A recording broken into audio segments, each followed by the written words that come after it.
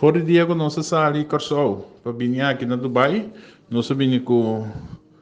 uma proposição de mente, essa vamos buscar oportunidade para nosso país, caminho nós podemos desenvolver nossa economia, buscar inversionista, criar a network para de tal forma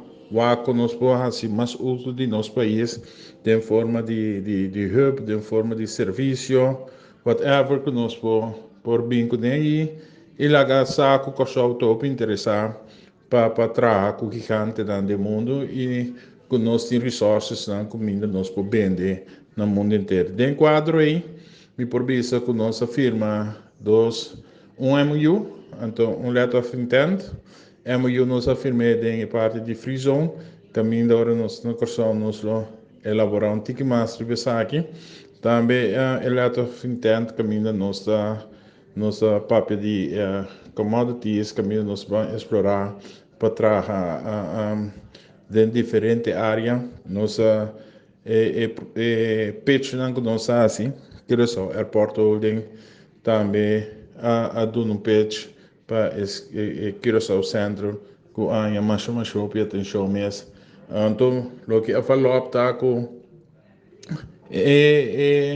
de nanki banda inversionista nanki banda não conhecer que só tem não quase research cava Deus está tem pergunta dan scarpi não conhecer no sistema Deus ora nós pensa que aqui não tem vista riba nós não tem vista riba nós pois uma questão caminho agora que nossa planta seminha que nós temos seguir para nós criar benefício não que sabe também com ele.